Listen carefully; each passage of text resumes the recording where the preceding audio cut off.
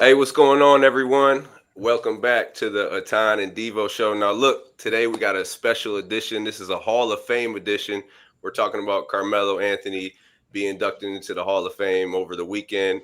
And we got some Cuse legends with us right now. Josh Pace, Hakim Warrick, Billy Edelin, and Craig Forth all had the experience of playing with Melo and then doing stuff off the court as well. So, gentlemen, we appreciate you guys coming on, chatting with us, and telling a little bit about your experiences playing with Carmelo. Yeah, thanks for having us. Thanks for having us. Yep. Appreciate you, Ian and Tom. Appreciate y'all. Absolutely. Appreciate you coming on, man. Man, it was really great seeing. So the first moment for me that I thought that was really dope was seeing Melo with his son, and his son was right there, and he put a jacket on him. You know what I mean? I think he had a quote like, you've always been my Hall of Fame my entire life. Them kind of, once you get our age, you had the kids, like them kind of moments kind of hit you. But that was dope for me. But well, tell me a special moment there. What you thought from seeing Melo? You know what I mean? Get to the Hall of Fame and hearing his speech and everything like that. Pace, you go first. I just think, man, it's a big deal. It's a big deal for Cuse basketball. It's a big deal for Melo. I mean, he's always been humble too with it. He's not like that cocky legend. He came in to the Cuse with us and was down to earth, and we was friends and we did stuff together, which is one of the reasons we won the chip. But I mean, Melo's done his thing, man. High school, college, and even in the pros. So Olympic gold medalist, all that, man. And he's represented us well. So to get that moment with his son, obviously, kind of like that's kind of cool, man. Y'all dads, a lot of dads in here, so I know those types of moments. Y'all probably can speak on it more than I can. So. Oh, for sure, man. I was feeling it though, when he did that. But Craig, what was you thinking when you saw Melo get his Hall of Fame? I think back to the last 20 or so years where he's really done his thing. I mean, you can't go on a Facebook and Instagram or anything like that without seeing his face popping up, doing his thing. And it's really nice to see somebody who has that kind of success attributed directly back to the family that really got him there. He worked his tail off when we were together at Syracuse, but now it's like, okay, you gotta ref the last 20 years and say, listen, it's been really special, and it's not just because of me. That was nice to see. Definitely. Billy, tell me some thoughts. Tell me what you went through your mind. Nah, I mean, I think with expectations, sometimes we see people, it's tough to live up to that, and people always try to put, if you don't do this, you're a failure at that. So to see somebody with such expectations so early go through all that, and in my opinion, exceed expectations. I know you guys see sometimes on the internet, I see people and they act like anybody that could score or play a little is Carmelo, and some of them even get disrespectful. So it's good for him to get his respect on a larger scale with the Hall of Fame. And all the players always know, it's just sometimes online. So I'm happy for him to get his just due. I agree. Hawk, what you got? Yeah, just to piggyback off of pretty much what everybody was just saying. Just a long time coming, something that kind of from day one, you knew he was a special player. And I know a lot has been said about him not being able to, we put so much emphasis on winning championships and things like that. So to see him still go to the Hall of Fame, because I think he's one of the best scorers to ever play. So to see him get that love and to see him be able to share it with his son, and it was just a great time, and I'm just happy for him and proud of him. I agree. Devo. I mean, you know what? I feel close to Melo just because we almost took the same routes, and Billy, you could speak to this too. We both went to Oak Hill, and then from Oak Hill, we went to Syracuse. Obviously he had a much better, career than me, going forward. But, to be able to share that moment, with your family, your best friends, your son, his daughter was there, for them to be able to see that, unbelievable feeling for him. But not only for him but his family. Just to all the hard work, all the blood, sweat, and tears, all the sacrifice, because everybody, on this podcast knows the sacrifice that goes into sports, right? You're missing, especially when you're playing high level sports. Syracuse, I never, we didn't have a Thanksgiving. It was with the team, the same thing with Christmas. So, think about, going beyond college and all the sacrifices, all the events you have to miss, your kids' events. So, to be able to have everything come full circle and have your family there, seeing you be inducted into the Hall of Fame, once in a lifetime moment. And then obviously the guys who were up there presenting with them, you had AI, you had Dwayne Wade, and then obviously Coach Boeheim. So to be able to have those people who've been, in the fire with you, and see you get inducted into the Hall of Fame, unbelievable moment. And like Hack said, I think Melo is just one of the best offensive players ever to touch a basketball. His footwork, his skill at that size, athleticism, strength. I mean, you don't see that nowadays. And when you see the banner, the back and forth about, oh, he didn't do this, he didn't do that, he wasn't a defense. Man, listen, you put the ball in his hand, he's going to get you a bucket. One of the best to ever do it. So it was just pretty incredible to see him, get inducted into the Hall of Fame in front of his family and friends. Let me ask y'all this. Y'all had so many different moments, I'm sure, with that championship run. That's a special team that'll be cemented forever. I mean, y'all did what no other team did. You know what I mean? Y'all won the whole championship. Tell me your favorite moment with Melo from that year, if you remember. I'm sure y'all had a lot going on, a lot of ups and downs, a lot of mountains that y'all had to climb that a lot of other people didn't really know about, ways that you had to band together as a team. I'm sure the media sometimes counted y'all out after a loss or two. You know how it is. But talk to me about some of y'all favorite moments. Josh, we'll start with you. I just think kind of like I mentioned before, like just kind of how down to earth Melo was coming in. He didn't come in even on his visit. I think Melo had the understanding that the time that he was going to be at Syracuse with us, that he was going to need us just as much as we was going to need him. But to see how he came in humble, down to earth, and when we got on the court, obviously you could see a difference between him. And then we got Hakim. We had Hakim the year before, Be Easy Billy. We had Craig. So obviously Quef. So even not saying G-Mac, like we felt really good, about who we were. And when he came in, I just think he did a really good job of integrating us and, fitting into the team, even though he Carmelo Anthony. I think that was really cool. And I've told this story before about, how, we come to not Manly Fieldhouse, but we'll go, it was Archibald, we'll go play, go hoop without the coaches. And we had just did a year and, we hear the name, we hear Melo, we hear G-Mac, but, you got to come in here and show us, who you are. And he made it clear, this is going to be his show. And we saw it even without the coaches, even with the type of team we had with a talent like Hakim, Billy, G-Mac, we saw right away, and with Quep leading us, we're gonna have to follow this dude because he's just that talented. But he didn't come in like that. He didn't come in, with that type of mentality, like he better than anybody else. And I know, my guys can speak to that as well. So, all right, that's what's up. What's up, Craig? Craig, what you got? I remember two things. I remember the time that I was most impressed with him and what he was doing. Probably when we went to Connecticut to play them, and around halftime we were down like 15 or 20 points, and Connecticut had our number that year for some reason.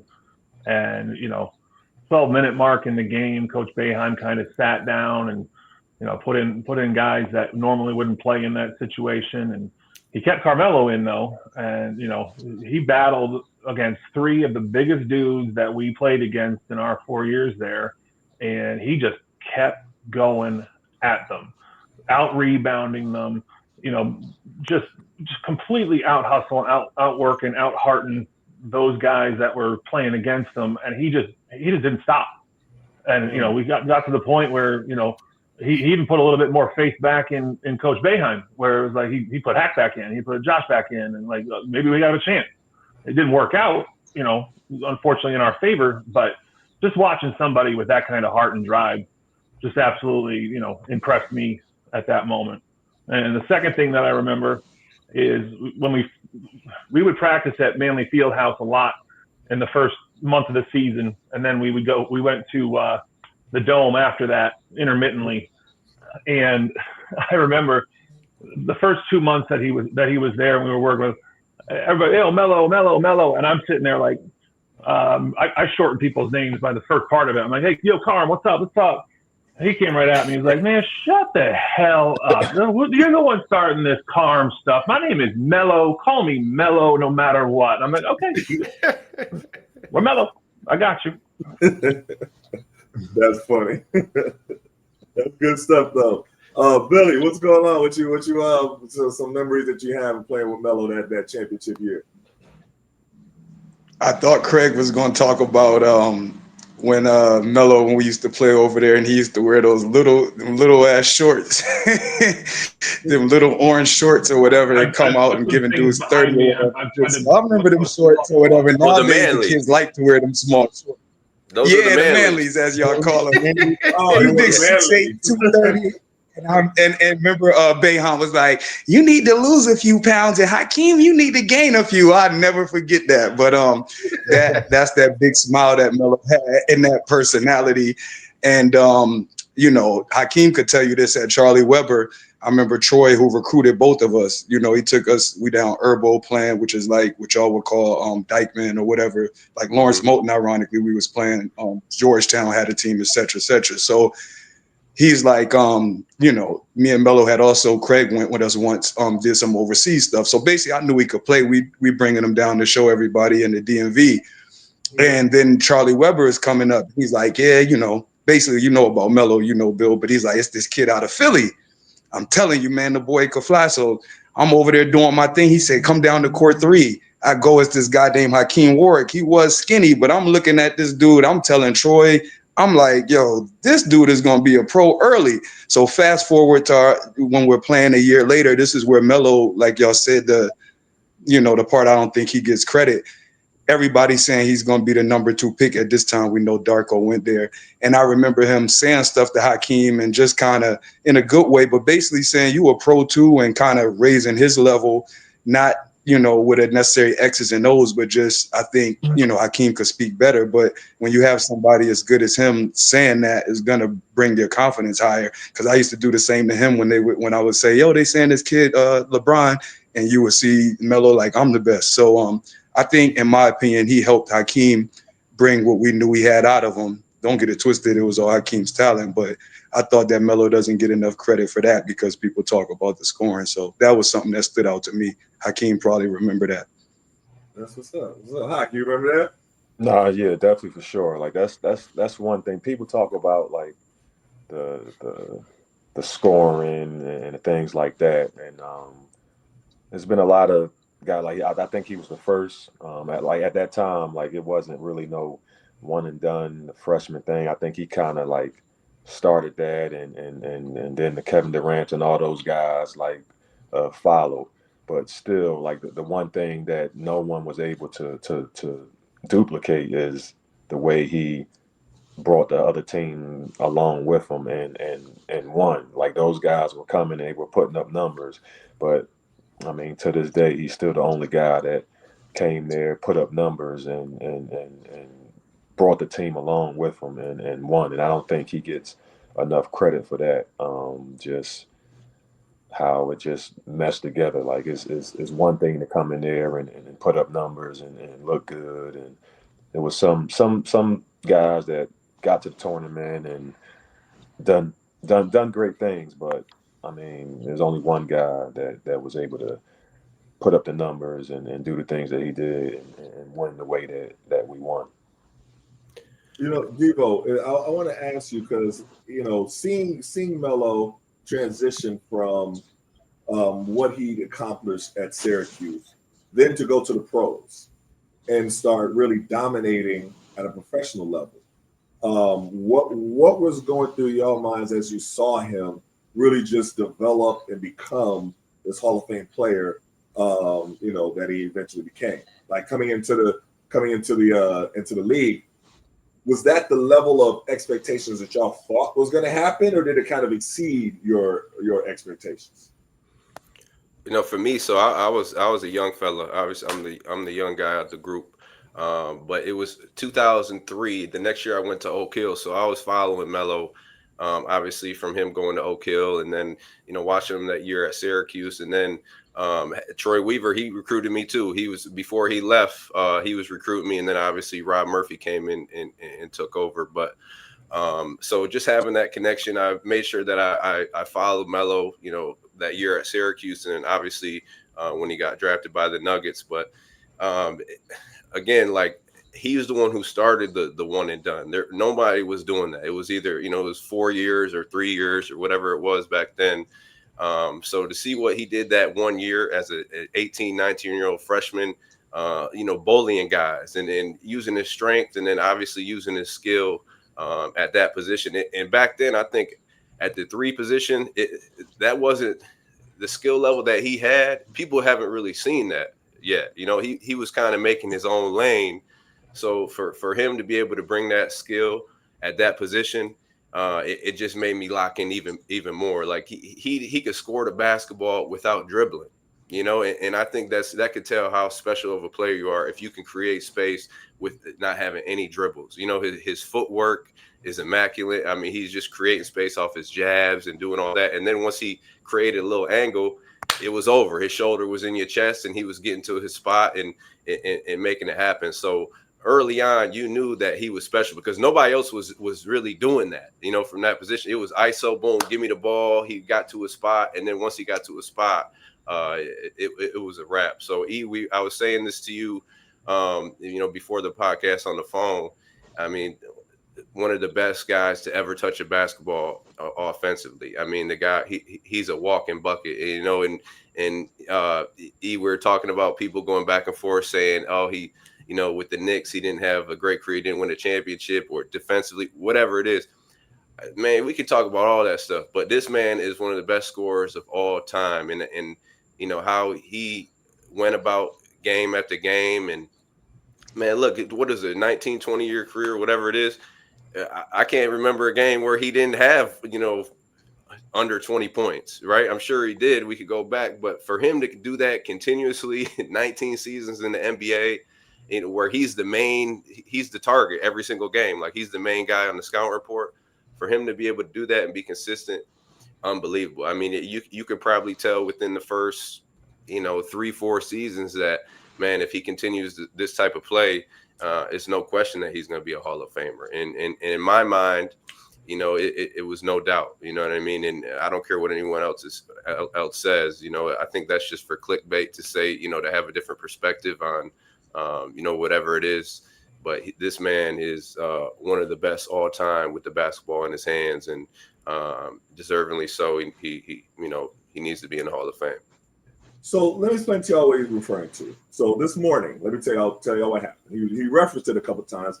I wasn't going to bring it up, but I was like, yeah, you know what? We need to bring it up. So this morning, and this one I called Devo. This morning, I'm driving in, taking my daughters to school, and I'll say shout out to Imani. This is her first day of driving by herself. So she got I was driving behind her. That's what I was doing. Good. Don't judge me. I might be a little bit overprotective. You see your parents. I was driving behind her while she drives to school. So I'm listening to Frank Isola and Brian Scalabrine on Sirius XM. And it's a good show. You know what I mean? I listen to it a lot of times when I'm driving into school. It's on. They're talking about different things in the league. Sometimes I agree with them. Sometimes I disagree with them. That's just how it is with any show, right? So this morning, I'm listening to them, and they're talking about Carmelo being inducted to the Hall of Fame. And so Frank Isola was trying to make the case that basically Carmelo is a little bit overhyped. That was the case that he was making. He was saying that, let me say exactly how he said it. He said Carmelo Anthony is in the Hall of Fame because he won the championship at Syracuse. That's what he said. And then he went on and talked about how if he had been drafted to the Pistons, would his career have been viewed the same? Would he have been wanting to, get out of Detroit because he's not getting enough touches, or he's not enough in the offense, kind of really casting him kind of like as a selfish player that all he wanted to do was concentrate on scoring. And then he went on about the Knicks, and he was talking about how he's not really that great of a Knick, and he was talking about his Hall of Fame speech, and he talked about New York and a lot, and he kind of, sarcastically said, he's New York forever and all this stuff, but I don't see him as this great New Yorker, New York Knicks player, and he never got it out the first round. And you know what I mean? A lot of times with Frank Isola, I agree with a lot of his points about the Knicks because I'm a Knicks fan. I grew up a Knicks fan. You know what I mean? But this one, I was like, I wholeheartedly disagree with everything that he is saying. So I hit Devo, and I was like, is this a narrative that is going around that Melo doesn't deserve the Hall of Fame, that he's a selfish player, only concentrated on scoring? Like what? And, I heard y'all make a little bit reference to it, so maybe it's not just Frank Isola who is saying this, but y'all help me out. Because I don't agree with that at all whatsoever. Yeah, let me jump in real quick. So if anything, he's a Hall of Famer, no doubt. If you want to, I think the beef or whatever they had was with when he played for the Knicks. People are saying that he shouldn't have his jersey retired by the Knicks. If anything, they're talking about Allen Houston, John Starks, Charles Oakley, whatever. He's better than all those guys. All right, so that's kind of like if you have an argument. Don't say the Hall of Fame. Say like, okay, he shouldn't get his jersey retired by the Knicks. The Hall of Fame that's a no-brainer, right? And you're talking about he's selfish. He's in basketball. There's roles, right? What was Melo's role? Score the basketball, right? You know what I mean? Everybody else is going to get in and fit in, how they can. But his role was to score the basketball. He wasn't a guy who you give the ball and he's making plays. Now, could he do that? Yeah, but he was the guy who you get the ball and he's going to score 30 points, right? So I don't really get that perspective where he's selfish and all that. I don't see that. And we could talk about Karl Malone. Like he never won any championships. I could talk about how John Stockton was the one putting him in position every time to score. He couldn't make plays by himself. I never seen Karl Malone get it and hit you with something and go. Carmelo's 10 times more talented and skilled than Karl Malone, if you ask me, right? John Stockton was putting him in position every time. Charles Barkley, he doesn't have a championship.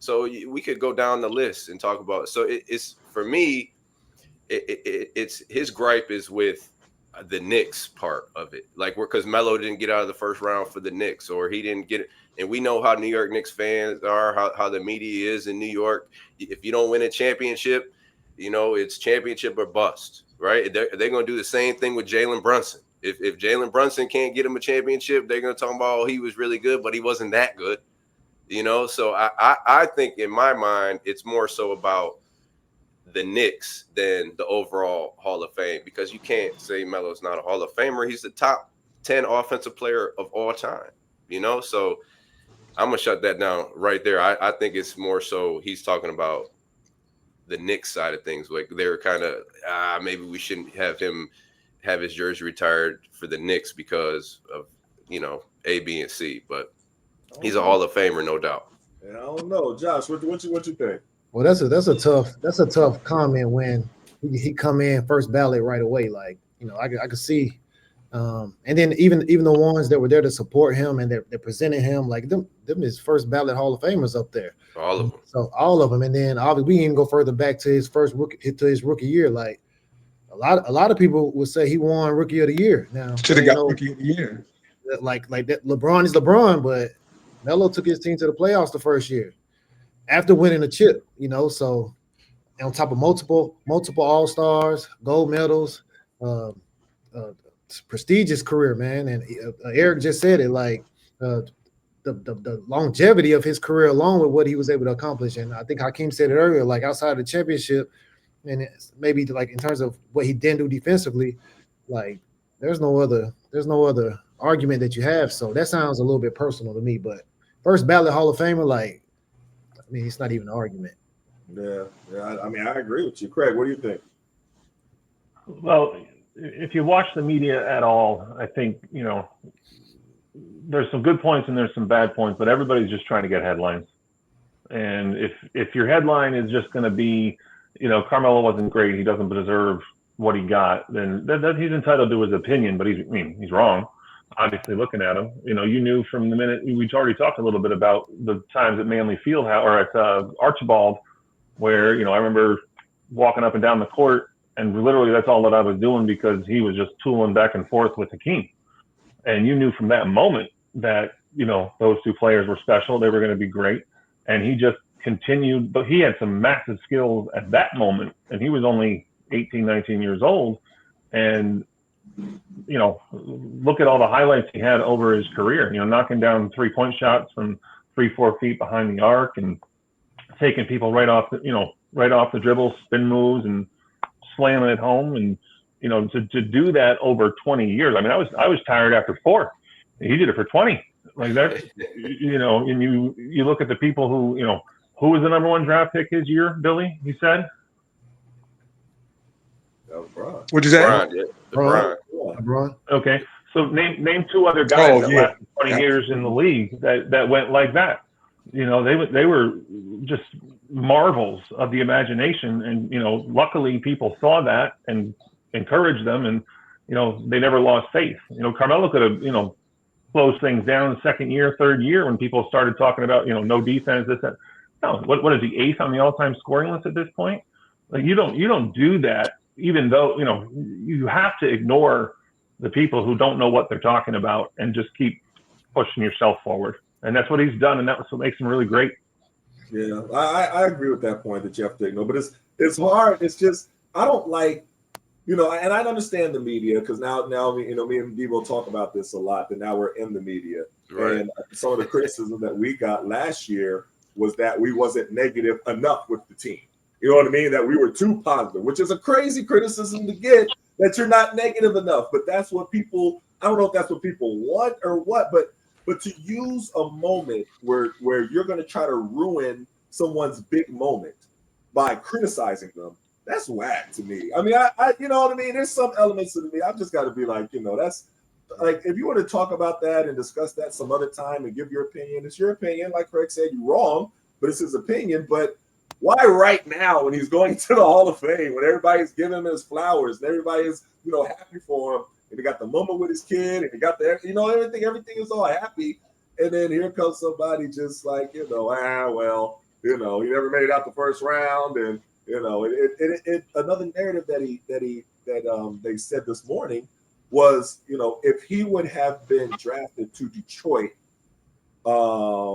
instead of my man Darko, would his career have been viewed the same? And his point was like, would he have been unhappy? Would he have thrown a tantrum? Would he have not wanted to play? And I was like, wait a minute, why are you even presenting that? Like that he's this selfish player that only cares about himself. I don't know. That bothered me because I just don't think that you try to rain on somebody's parade. You know what I mean? And I see now, is that happening more in the media? I'm sure it's not just Frank Isola, but it's more people saying that in the media, or what are you saying, Billy? I see a lot of times on message boards, and not just now, and ever since analytics has come into play, like Devendorf, he made a good point about roles. So if I get a guy that can facilitate, maybe just take some corner threes and do stuff, we all know that's very important, but that's not the same as when they're gearing up to stop you. Secondly, the spacing now in today's game, like Devendorf said, it was 20 years ago. So a lot of times they're giving them the ball and just saying, get a bucket where, you're taking much tougher shots. When you actually talk to players, even damn good ones, they all rate him higher. That's it's funny that Iverson was doing the presentation because he went through it so much. And then what I would say when I would hear the Hall of Fame stuff, most people, he's so good they couldn't say he wasn't a Hall of Famer, but they would try to imply almost like not first ballot. And I would just simply say to them, you could make a clear argument that he should have won Rookie of the Year and his team won that year. He's got 6 or 7 all NBA, not just that. And then, led the league in scoring, et cetera. And then I think he had one little run, a little bit deeper to the playoffs. They lost in the Western Conference. But all I'm saying is that with those credentials, there's nobody that's going to have that many all NBA teams and, all-star selections doing it. Like you said, the longevity is ridiculous to not say first ballot. Now, what they really want to say is he's not as well-rounded as LeBron, but come on, this is a top 2 player all time. So 10, 15 years from now, like Iverson, people will give him the real credit that I think he deserves and stuff. And like you said, top 10 in scoring, it's ridiculous. So it's okay. He can be at peace. And look, I think the biggest compliment you could get is when you're hearing it from your peers, the people who like been in the fire with you, who you played against, who are your teammates. I saw an interview with Kobe a while ago talking about Melo was the hardest player that he ever had to guard. And there were multiple people that were saying not only his skill set, but they were saying that they felt it in their chest after the game. That shoulder was going into his chest every single time. And it wasn't just with Melo. It wasn't, some guys, they'll hit you one time down the court and then they miss a shot, or, they get, bumped off their angle and then they stop. Melo was every possession, bang, bang, bang, bang, in your chest. Think about having to guard a guy 6'8", 220, whatever Melo was, and he going at your chest every single time. Like now, you see it. I think not the game now is more. It's almost more finesse, where guys are trying to use their skill set to try to like create space rather than get in your body and create space that way by going straight line and playing off the bump. Melo ain't even really have to hit you with anything. It was just a boom. And then once you just hit him with the lean, he was putting that shoulder, and then he was doing that the whole game to you, right? And then when you're hearing it from like Kobe and who else had the position? I know KG was Paul Pierce, LeBron, like he was giving those guys work every single game. So when you're hearing it from them, it's legitimate. When I hear Frank Isola saying it, it's man, listen, I ain't worried about what you talking about. You talk from the quarterback chair or whatever it is, whatever they say, you know what I mean? So when you could hear it from the guys who were in the fire and really played, that's when you know it's real and it's legitimate. These other guys, like Craig was saying, they have to have clickbait. Somebody got to read the headline and be like, huh? And then they're going to click on it. And that's what they want, regardless if it's true or not. So I think hearing it from your peers, that just legitimizes it right there, like how good Melo was. Yeah. Hawk, what do you think about this? Yeah, I mean, I agree with everybody. And I agree with that guy's take with the like the Pistons. Like if they would have took him, it would have been looking at it differently, because he would have probably had a couple championships, and that team could have possibly been like a dynasty, and just something that it wouldn't even been a question if he would have went to that team, because like he's already shown like he's not a selfish player by winning a national championship at Syracuse. The teams that he went to coming in as a rookie, he was asked to score the ball. Took a team that was not in the playoffs and then took them to the playoffs the next year and had some nice runs with them in the playoffs.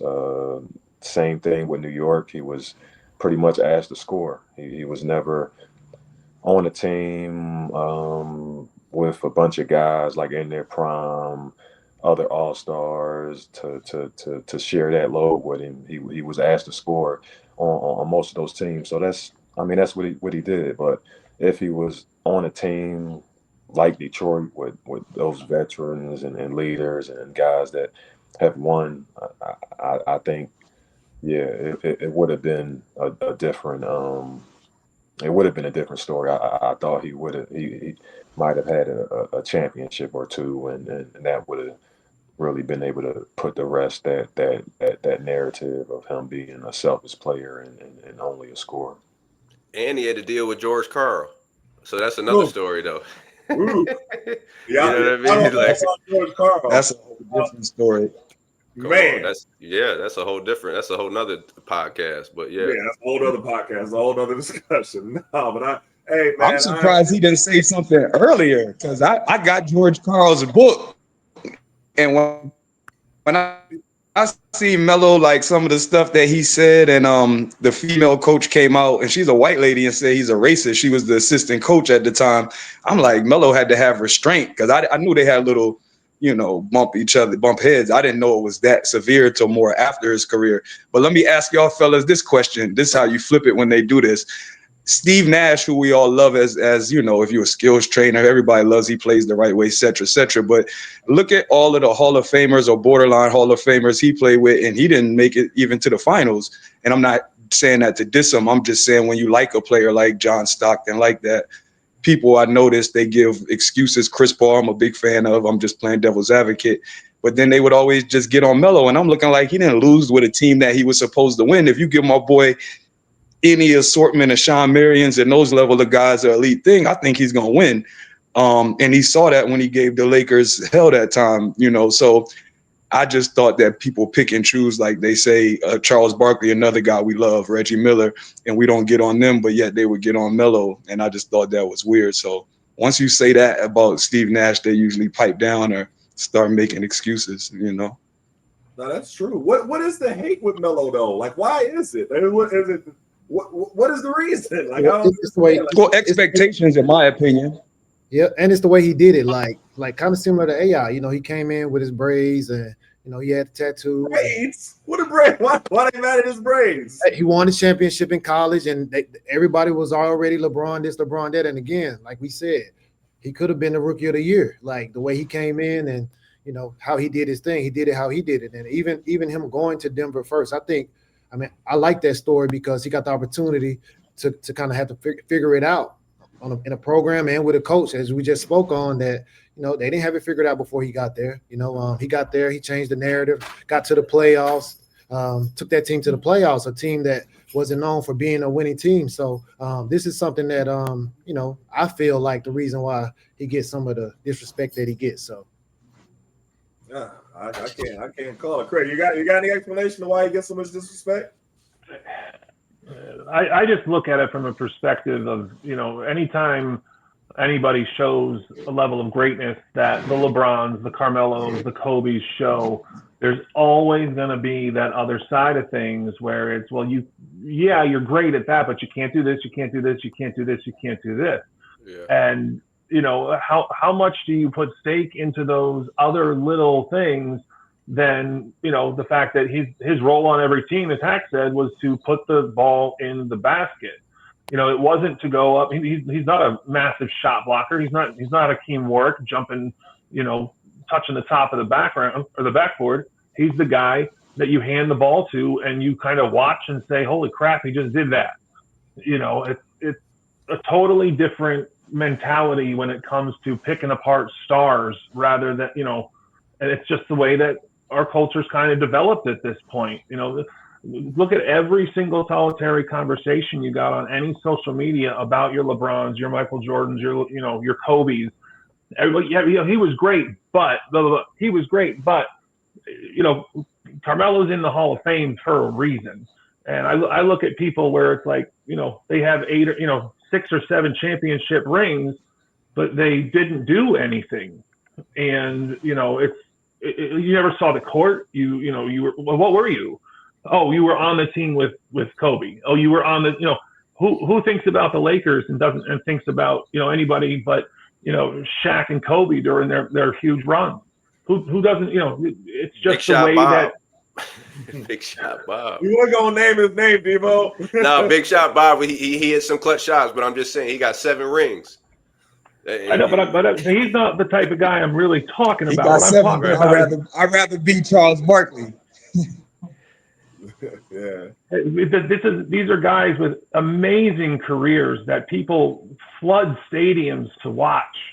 There's a reason they're there, and it's the massive talent that these guys all have that brought them there and kept them there for the 20 years of their careers, and they deserve nothing but respect. You know, one thing I want to ask y'all, I want to ask, just throw this out with y'all. How was Coach Bay during y'all that magical season? Because when you talk to different people from different eras, they tell of a different Coach Boeheim.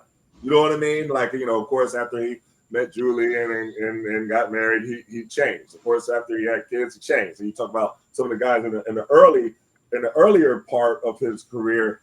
You know, they describe a whole different person. So how was he with y'all as far as coaching this special team? Anyone, whoever wants to take it. I'll take it. I mean, I still think he was like a lot of people don't know, Coach is very sarcastic, funny. He but he's got like a little fiery side to him. Like I don't think a lot of like fans and stuff know. I know we started our freshman year. We started out, I think, number 7-1, and then we just went on this big losing streak, fell out of the rankings, and I think that's when he had his surgery. And then we had like a special, like he wasn't even supposed. He was supposed to be resting and out on his bed. He came like with the bag on and everything, and just was yelling, throwing things. Like I don't think a lot of fans like see like the fiery side to him. So like I think he at that time he showed good balance of knowing when to get on players. Like he always had his guy that he was going to ride. He was going to ride and yell at. But for the most part, like if you did your thing, he allowed you to play your game and he let you go. And that's one thing that I loved about him. He wasn't, especially at that college level. A lot of coaches try to nitpick and really control and take advantage of every little thing. Overcoach. Yeah, overcoach, and that's one thing that I think he was really good at. He didn't overcoach, and I mean he knew his stuff, like his X's and O's, timeouts, all that. Like you were confident in the plays that he ran and everything like that. So in terms of his knowledge, there was no question there, and just you just know he's been through the wars, and you knew he knew his stuff. So you had respect for him, and he just had respect for us and confidence, and just allowed us to play our game, knowing our strengths and our weaknesses. Hack, who was that guy though? I tell you, for when I played, and shout out to my guy Paul Harris. He took it like a champ. P took it like a champ, but I tell you, P might not even been in the game.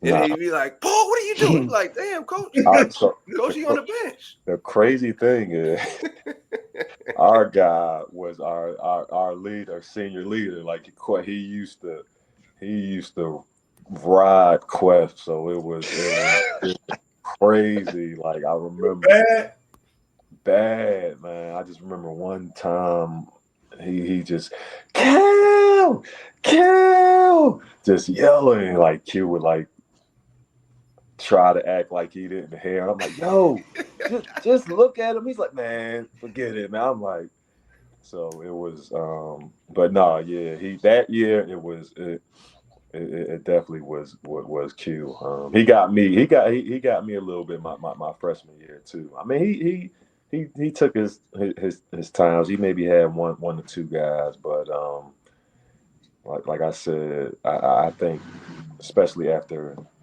being with other coaches and playing a lot of different systems, I definitely think what made him a good coach was allowing, not overcoaching and giving guys freedom and allowing guys to be themselves. Yeah, simplicity.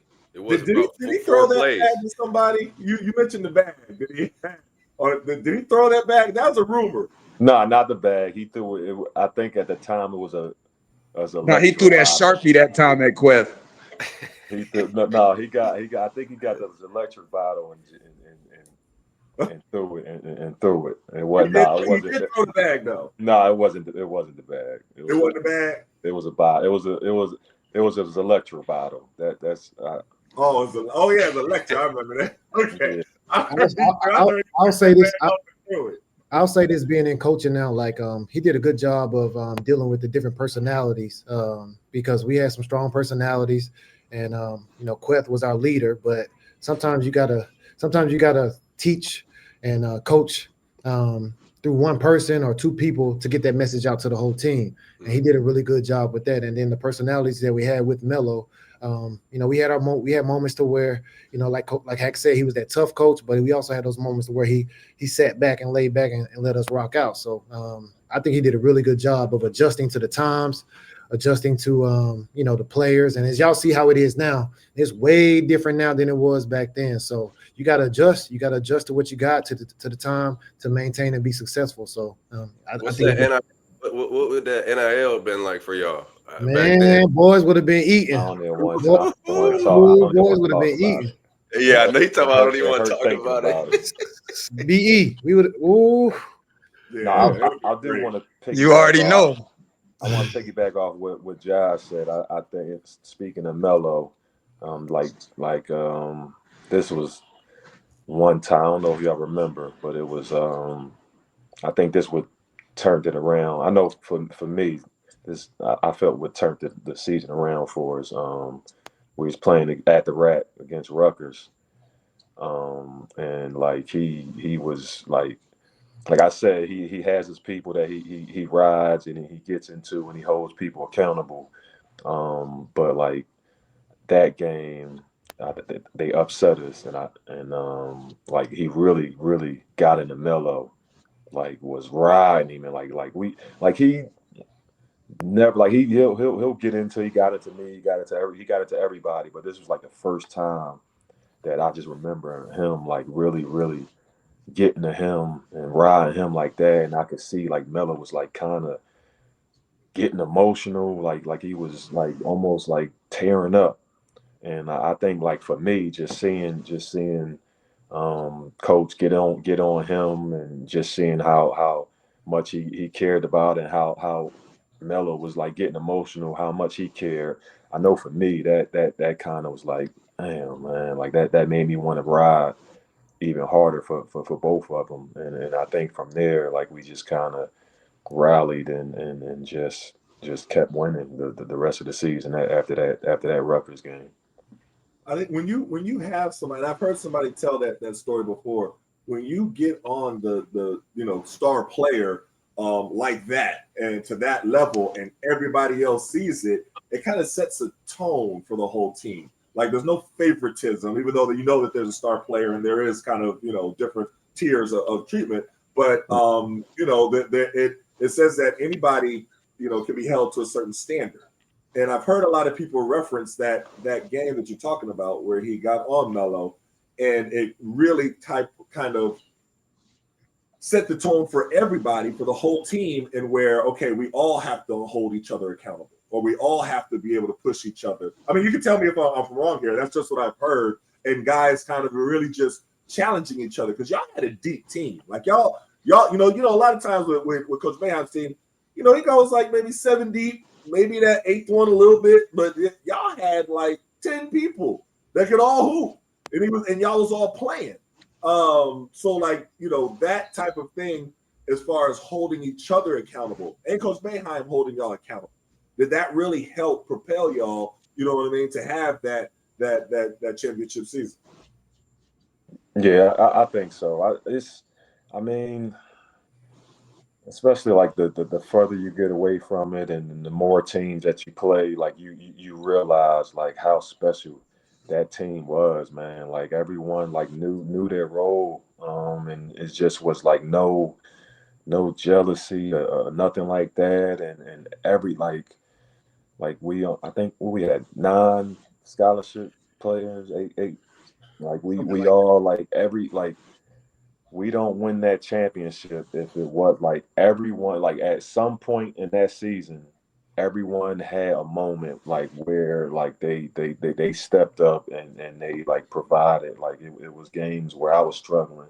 It was games where Melo didn't have it going and Josh should come up like Bill, like everyone like everyone played their part. Like it was like a total team effort, and I don't think that's like when you look back and you say Melo and guys like that, but I would say that championship run, like it was just a total team effort, and I think just us knowing our role and knowing that like hey, I might not be like Melo's a star, but like at times like if he doesn't have it going or if I don't have it going, other guys, when it was their time to step up and they were called on, it just happened throughout the season.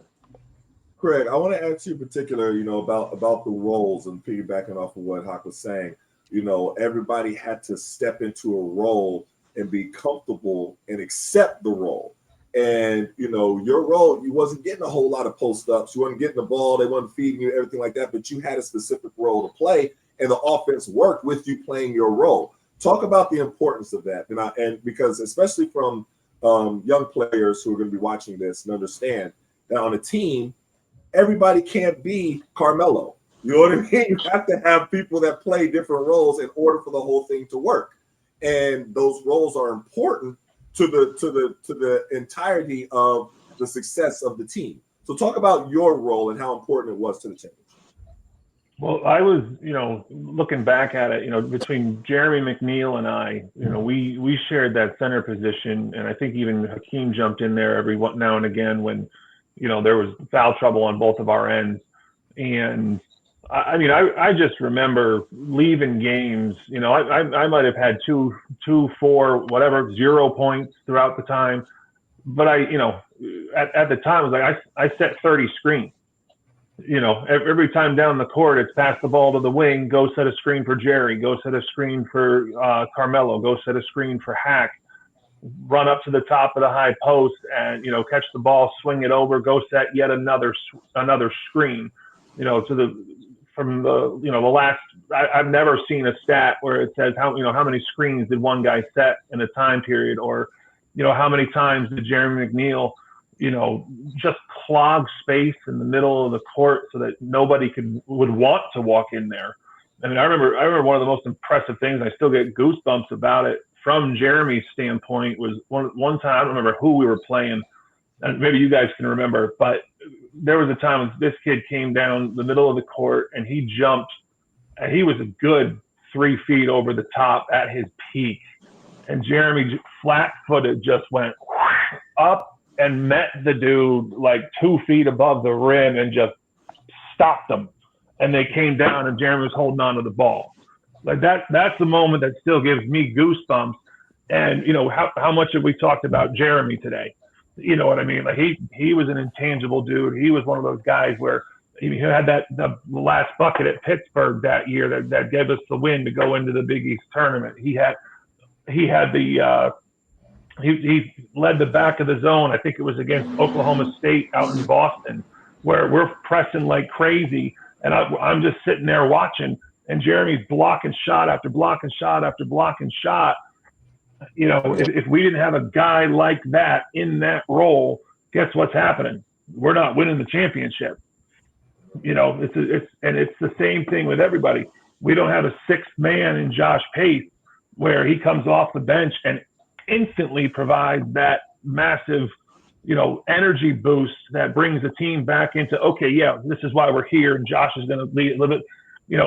If you don't have all of those pieces in there, if you don't have a 7-foot guy standing in the middle ready to beat the heck out of anybody that comes into the lane, you don't have a successful team. And we've already touched on that a little bit with, Carmelo going to the NBA and not going to Detroit or not going to Denver.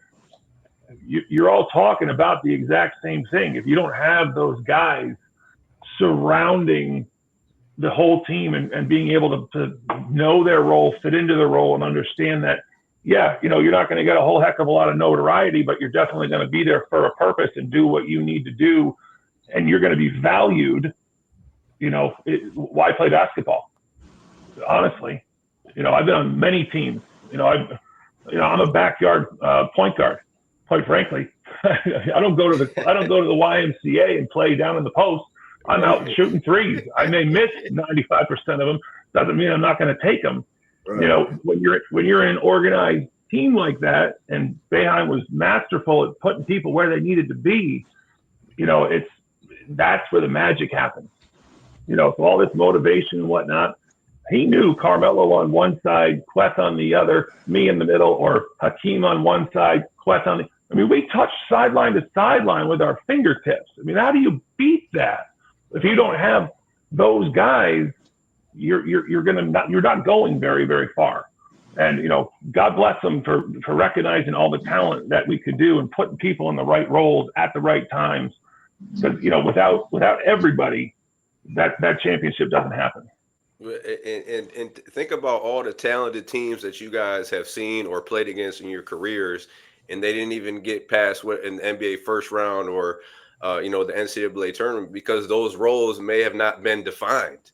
Right? You could have all the talent in the world, but if guys don't know what they're supposed to be doing when they're on the floor, everybody trying to score the basketball, it's not going to work out.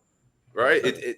Basketball is a team sport, the ultimate team sport. So when, like you said, Craig, G-Mac not getting that 46 against whoever it was in the tournament if you're not getting them open, right? And shout out to G-Mac. One of the greatest shooters of all time, but he's not getting the ball and doing all this with it. He needed somebody a lot of times to get him open, just get a little bit of space so he could get that shot. If you don't have defined roles on your team, doesn't matter how much talent you have. And that's where it goes to coaching and then getting these guys to buy in, because most of these guys are coming from high school where they're the man.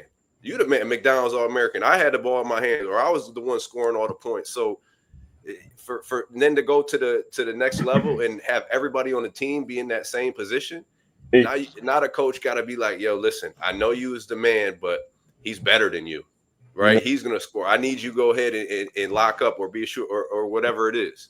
The good thing about that was crazy to how like we didn't even need coach to do that. Like that's how special. That's how special the team was. Like we just knew. Like we just we get there. You see like from day one. You see Melo. You see G-Mac, and you're like, damn. All right, he gonna do that. He gonna do that. And it's just everyone's like, all right, I'm a fit in. Like it was just like. It wasn't like coach came in and said, hey, this is how you going to do that. Like everyone just was like, all right, so I'm a feeling this way. Like I know it was like tough for Josh to come in, and it was times he wasn't playing as much, but like he whenever he got his chance, he came in like big buckets. Same with Billy. Like we don't win that so many games that they came in, and because they had the right mindset. Like there's a lot of guys that like you lose those guys like because they're not touching the ball, and when they get that one chance, they not ready. So like for us to have those guys like be in the right mindset, accept their role without giving any like negative feedback or the coach having to sit them down and say, hey, this is that. I think that's what really just made it. Just was a special team, man, and just been it's a pleasure just looking back at it, especially like when the further you removed and all the other teams and just so many guys that like piled and you just realize how special it was to be a part of that. And I'll say this too: like your teams, the teams that you had, like I watched those teams when I was being recruited by Syracuse, and that team could have won the chip too.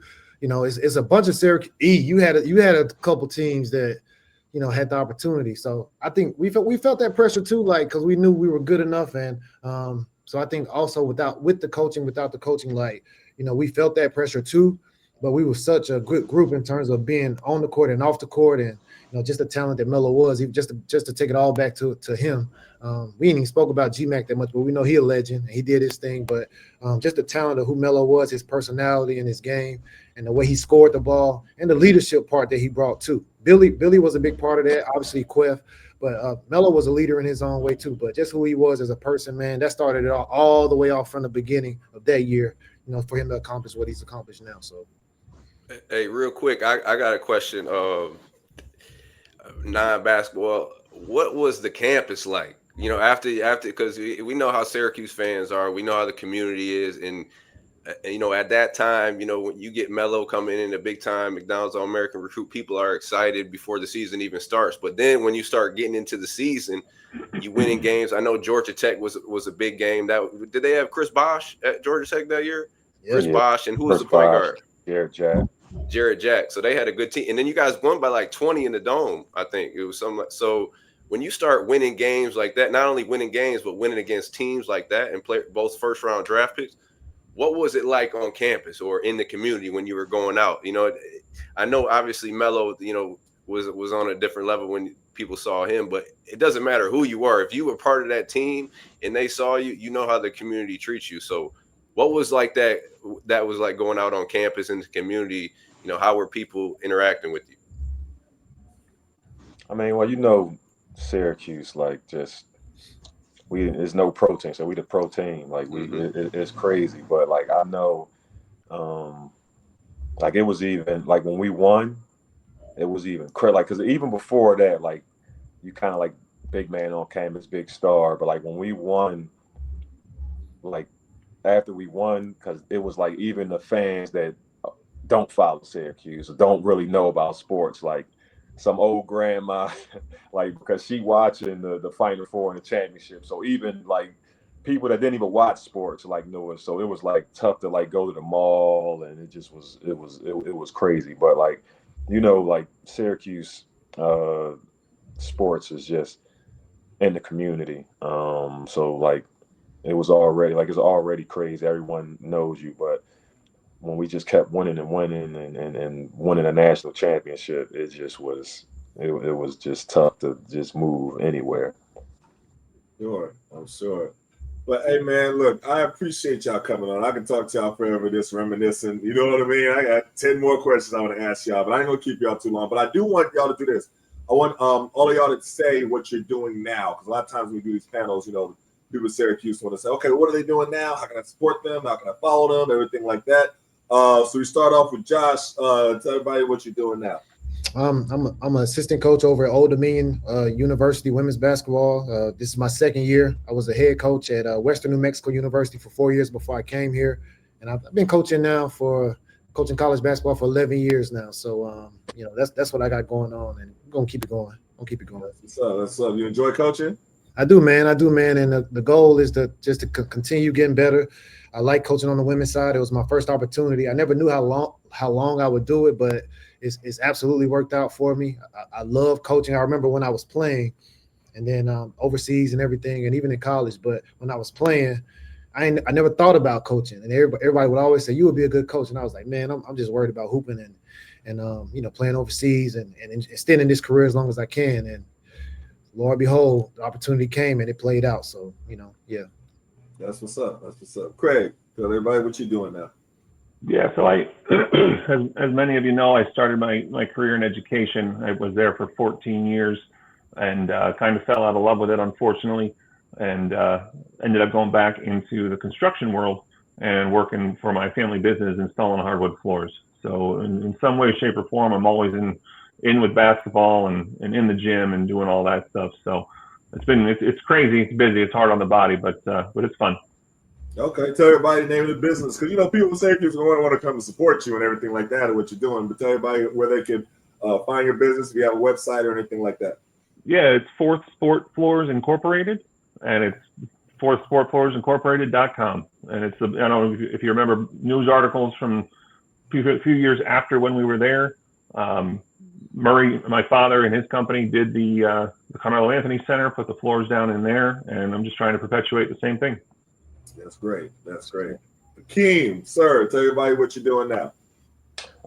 So I'm scouting. I'm a pro scout for the Pistons, so it's just good to still like be around the game. I mean, I was blessed to play professional and play professional basketball for a living, and now to be able to go and watch it for a living. So it's good to just still be around the game, still be able to travel, still running into the old teammates and coaches and guys like that, and occasionally running into some Syracuse fans. They always show me love, so I just wanted to say thank you for the support that you give and continue to give. It's not any day, you just never know where I'm at. I'm running to a Syracuse fan that's still talking about the old times and thanking me for the championship and things like that. So I just wanted to say that. I'm appreciative of the love that you've given me for these 20 or so plus years.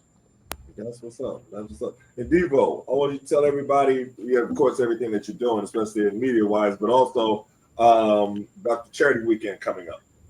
Yeah, so September 22nd, the ED23 Foundation, we got our second annual golf event. It's going to help us raise money for underprivileged youth in the community of Syracuse. We've been doing a lot of stuff with turkey drive, clothes drives, hat and scarf gives away, all that. So just trying to give back to the community, and the event that we do with the golf is one that helps us raise money to be able to do more of those events and impact more people. The last 8 years, we've been doing turkey drives, giving out like 500 to 600 turkey dinners. So this event helps us raise money to pay for those turkeys, amongst a bunch of other things that we do. So I'm looking forward to you coming, and anyone else on the podcast. If you guys want to pop up, September 22nd, it's at Drumlin's Golf Country Club, and I know you guys are familiar with that, right down the street from Manly. It's gonna be a fun time. We got a bunch of sponsors coming.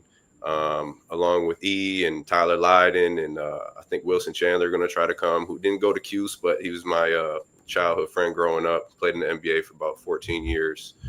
I know you guys are familiar with him. So, just going to be another good day. A lot of great people, a great event, helping the community of Syracuse out. Yeah, I'm going to show off my golf swing a little bit. If y'all just got to get some clubs. Man, I have no golf skills, man. No golf skills. I'm gonna be riding in that cart, making sure everybody good, got a drink in their hand, having fun. That's it. I'm decent. I'm decent. I don't love it though, but I'm decent. Yeah. Yeah, I'm looking forward to it, man. Of course, you mentioned Roosevelt Bowie. He's gonna be there. Oh, Rosie, yep. That's my OG in Syracuse. So hey, that was my guy. He pulled me to the side, talked to me, all to him and Coach Orr. Those are my guys there. You know what I'm saying? So, Rosie gonna come in with the Jeep with no doors on it. It don't matter what time of year. That's what he gonna do. He gonna come. He's the best, man. So yeah, it's gonna be an awesome event, man. Just like Hack said, appreciative of the Syracuse community and all the support they give. I mean, we couldn't do any of these events without the support of the community, how they donate, and all the local companies that sponsor. We couldn't do it without the community of Syracuse. So very thankful for that. Definitely. And last thing I'm gonna say, the Etan and Devo Show is going to keep coming back. So we'll be back in the fall. And we'll be doing it a little bit differently. So you'll hear a lot more details about that. But we're looking forward to it. We had a great show, even though a lot of y'all thought that we weren't negative enough with the team. I don't know why y'all kept saying that we wasn't negative enough. But no, we're gonna give proper analysis. We're gonna have great guests on, and we're gonna talk about a lot of different things, Syracuse. And we're rooting for the team to do well. You know what I mean? They've had a tough route these past few years, but we're rooting for them to do well. It's always Cuse love. All the alumni and everything like that we get together and talk to. And, everybody's always rooting for Syracuse. All the guys are still always proud. And we want to really always thank the fans for the support. You've heard it said a couple of times here. But literally, anytime I walk into I'll be in a different state. I'll be in the airport or something like that. Somebody will yell "Cuse in the house" or something like that, and I'm looking up and they all smiling and they got the Syracuse hat on or something like that. And it's great because you know what I'm saying. I haven't played in a long time. I was like my daughter, baby Sierra says, I was playing back in the 1900s. You know what I'm saying? She says it was great to always have that love still though. But I appreciate y'all coming on, talking about Melo. Much respect to Carmelo. Don't worry about any other haters, any other people trying to discredit you or anything like that. You very deserving of being inducted into the Hall of Fame, and we're all proud of you. And the way that you've handled yourself, the way that you have done different businesses, poured into Syracuse. I interviewed him for my book, We Matter in Athletes and Activism. And he talked about, he went down to Baltimore and led this big protest when Freddie Gray got killed. And he's talking about how the need for police reform and, bringing the community together. It's all positive stuff with Melo. That's why sometimes I'm tripping. I'm like, well, what is there to hate about? Like, he's a good guy on the court and off the court. Like, he does stuff in the community. I don't know what the hate is, but Hey, much respect to Melo, man, and I appreciate y'all coming on. Go ahead and take us out, though, Devo. Appreciate it. Yeah, we appreciate y'all coming on, and we will be back in the fall, or maybe we'll have another special episode of the Etan and Devo Show. Appreciate y'all coming on, man. Thanks for having me. Appreciate y'all. Thanks, guys. Take care. Y'all, man. All right, peace. All right.